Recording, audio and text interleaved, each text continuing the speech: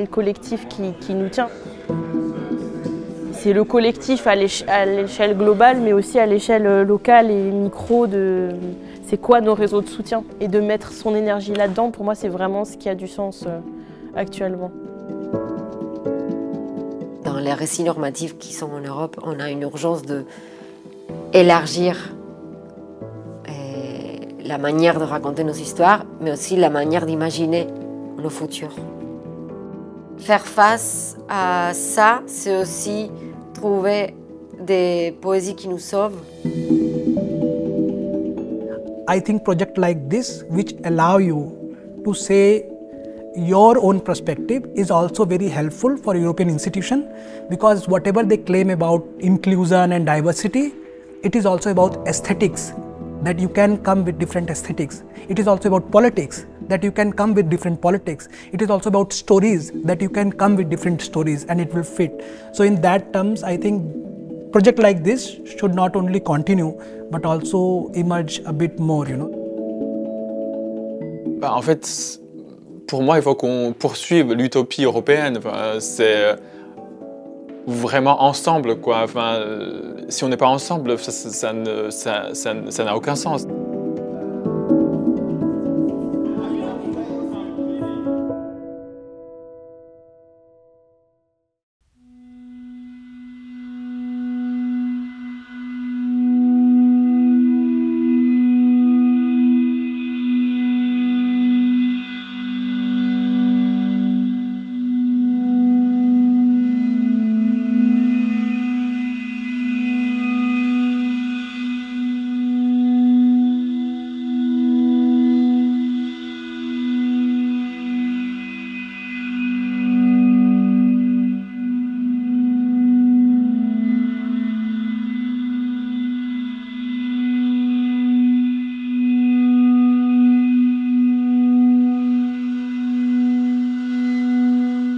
Je travaille sur une série théâtrale, donc une saga en 8 épisodes qui s'appelle Congo Chronique.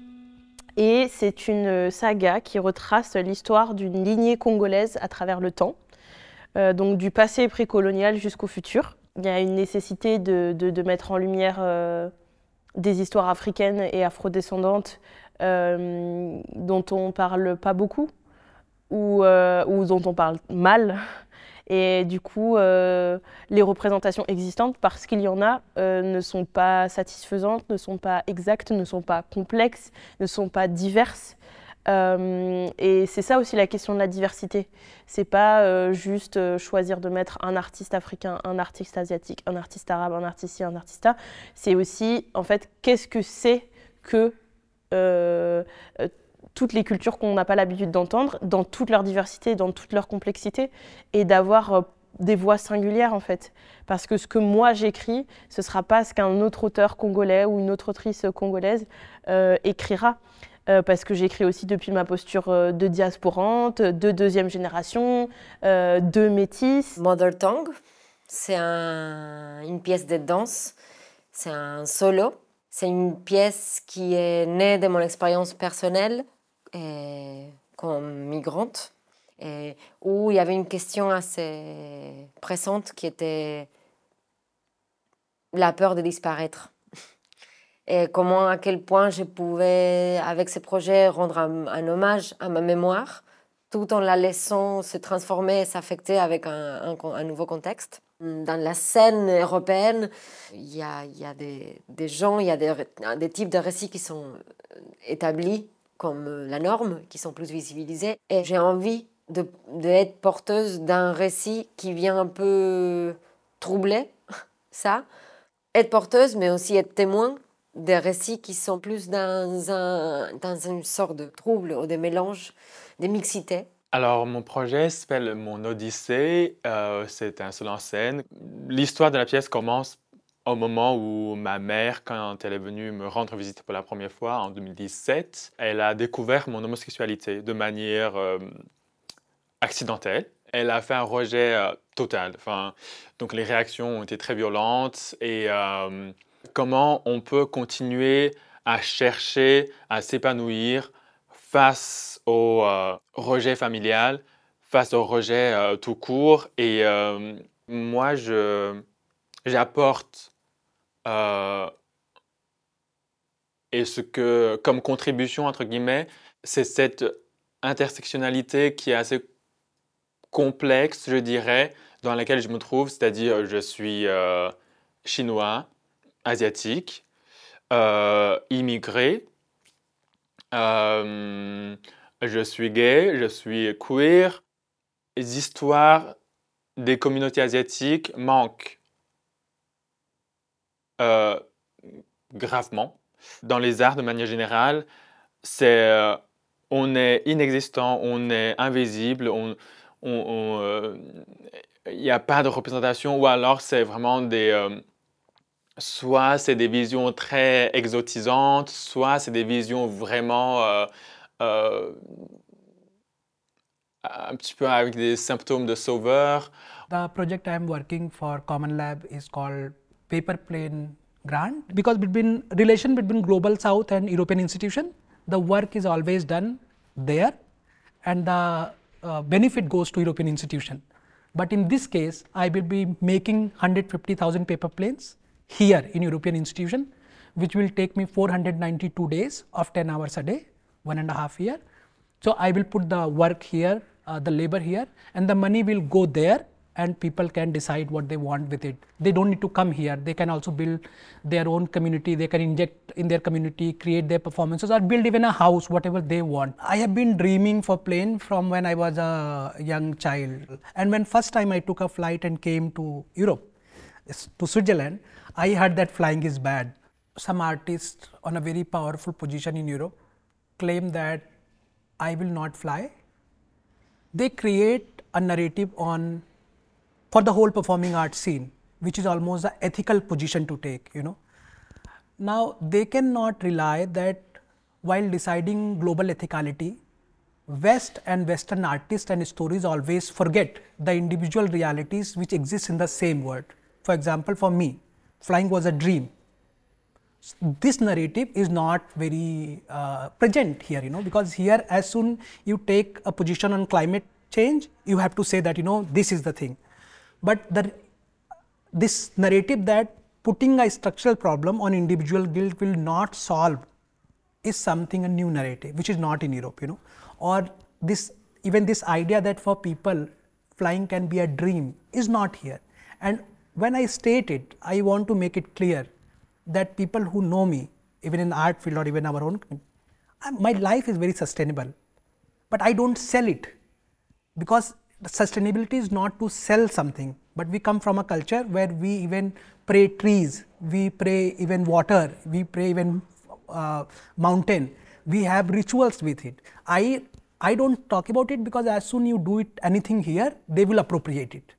Pour nous, quand on est porteur ou porteuse de ce type de récit, il y a un type de responsabilité de se faire entendre, c'est-à-dire à quel point il y a cette négociation à faire de comment rentrer pour trouver une sorte de visibilité. Mais en même temps, cette négociation ne doit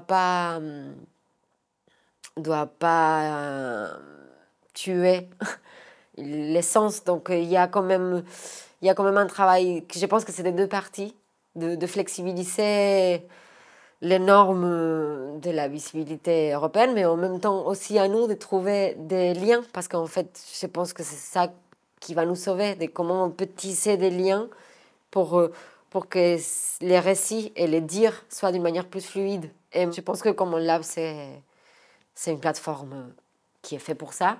J'étais assez frappé par le fait de voir à quel point tout le monde venait dans ce programme avec des convictions tellement intimes et tellement fortes. Tout le monde avait ce désir vraiment brûlant de raconter quelque chose et de raconter et de rajouter quelque chose à la compréhension du monde. European institutions, they want us to create sad stories so that they can feel a bit like, you know, guilt or whatever. This is problem, you know, I mean, but it's not only European institution. A lot of artists who come from countries like ours, they are the people who are rich in those countries. And that's why they can come here. Now their needs are not that they have to support their family or their community which they come from. They are just here to chill. In that frame, they do self-orientalism and exactly tell what European institutions want to tell. And that is why artists like us, when we come and we want to tell a different story or build a different structure, it is too much pressure and too much problem, because first we have to build a relation to fulfill whatever those structures are, and then do it differently. I'm only 4.5 years old in Europe, you know, and I was lucky that I found friends in the field and could do the way I want to do. What Common Lab gave me, it gave me a possibility to think together differently. Second part, I feel that it is already transforming because of the Common Lab. I met few people here in the lab, and we are thinking to build a collective together, because they are from different continents here in Europe. They have different network support, they have different friends, and now we decided to come together to say what we want to say with all those backups together. So this actually strengthen, and it make you feel powerful or brave. Lisbonne, par exemple, il y avait vraiment une synergie de groupe qui était très très forte, aussi parce qu'on n'est que des artistes queer et racisés. Et que du coup, de fait, il y a des thématiques communes, il y a des vécus communs aussi, même si on est tous très différents et qu'on vient de milieux différents, de pays différents, etc. On a aussi eu la chance de travailler avec une artiste incroyable à Lisbonne qui s'appelle Sonia Lynn Force. C'était juste passionnant, elle a vraiment fait le travail de nous fédérer, de nous permettre d'apprendre à nous connaître et aussi de structurer le groupe. Et la question qu'elle pose, c'est « How do we hold diversity in a room ?» Et c'est vraiment la diversité au sens premier du terme, de la singularité de chaque personne. Et son contexte, son histoire, son vécu, sa manière de communiquer, de s'adresser, de parler. En plus, on parle en anglais, qui est la langue natale de personne dans la pièce. Donc, c'est vraiment trouver cette manière harmonieuse de pouvoir communiquer, et aussi tout en acceptant le conflit. Et ça, c'était aussi le titre de son workshop qui s'appelait « Working with Friction ». Donc, cette idée de la friction et de comment est-ce que les collisions peuvent être fertiles et fécondes, et pas des conflits oppositionnels en fait. Le processus de la création, ça peut tellement être un endroit solitaire, et je pense que c'est vraiment important d'avoir des compagnons sur la route. Le fait d'avoir des gens qui traversent les mêmes expériences, les mêmes galères, les mêmes problématiques, ça rassure et ça réconforte. Ces mises en commun, ça nous sauve aussi parce qu'on se sent moins seul. Pas forcément pour dire les mêmes choses, mais le fait d'être dans cette intimité et dans ce partage, ça crée tout de suite une sorte de confiance et de communauté où mettre tes peurs et tes doutes par rapport à comment passer de l'intime à créer un récit artistique, donc forcément un peu plus universel. Je pense que les doutes sont un peu pareils. La manière de nourrir, justement, la manière d'imaginer, c'est de faire communauté, d'être en contact, de se nourrir de nouveaux récits, des choses qu'on a, des manières de penser qu'on n'a pas encore conçues, qu'on ne connaît pas. Des fictions qui ne m'appartiennent pas et qui appartiennent à notre culture, et comment je peux me nourrir des récits des autres pour encore élargir ma manière de penser les possibles.